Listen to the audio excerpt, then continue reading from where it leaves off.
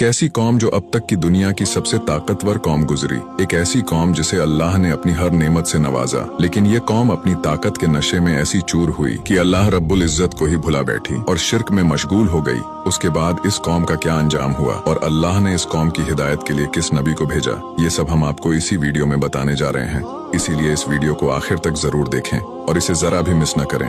अल्लाह ताला ने बनी आदम को गुमराही से बचाने के लिए अपने खास बंदों को चुना और उन्हें नबूवत के मनसब पर फाइज किया और हर कौम की तरफ माबूज फरमाया। उन्हें कौमों में तारीखें इंसानी की एक कदीम तरीन कौम आद का नाम भी शामिल है। कौम आद अरब के जुनूब में सहराए अहकाफ में आबाद थे, जो मौजूदा समय में यमन और ओमान के इलाके हैं। दरअसल आद हजरत नूह अलैहिस्सलाम की नस्ल से एक शख्स था जो नूह के बेटे साम की औलादों में से था। उसने जुनूब के इलाकों में सुकून इख्तियार किया और एक अजीम कबीले की बुनियाद रखी जो आगे चलकर कौम आद बनी। तारीख इंसानी में कौम आद सबसे ताकतवर कौम कहलाई। ये लोग निहायत ही लंबे, ताकतवर और मजबूत होते थे। उनकी जिस्मानी मजबूती बेमिसाल थी। वो लंबे लंबे दरख्तों को एक हाथ से उखाड़ फेंकते थे और ऊंचे ऊंचे पहाड़ों को काटकर आलीशान महल बनाने का फन जानते थे, जो उस समय दुनिया की सबसे बड़ी फनकारी थी और ये लोग इसमें बेमिसाल महारत रखते थे। मुआशी तौर पर भी ये लोग बहुत ही खुशहाल थे। उनके इलाके हरे भरे और शादाब थे और किसी हद तक उनके इलाके किसी खजाने से कम नहीं थे। चूंकि उस कौम के लोग लंबे चौड़े और ताकतवर थे,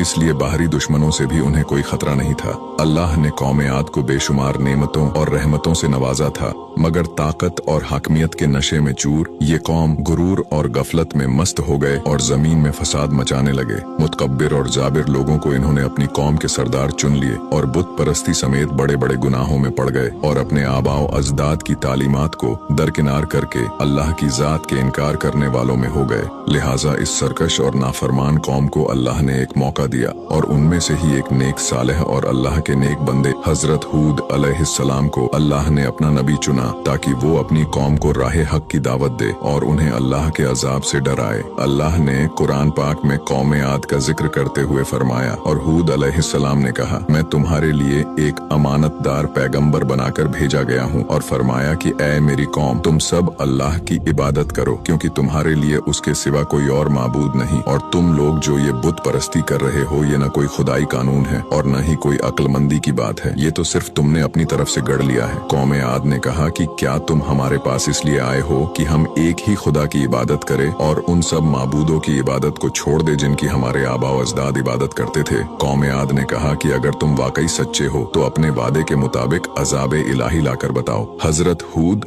अलैहिस्सलाम ने कहा कि अब तो ये तय हो गया कि तुम्हारे रब की तरफ से तुम पर कहरे इलाही नाजिल हो जाए और अजाब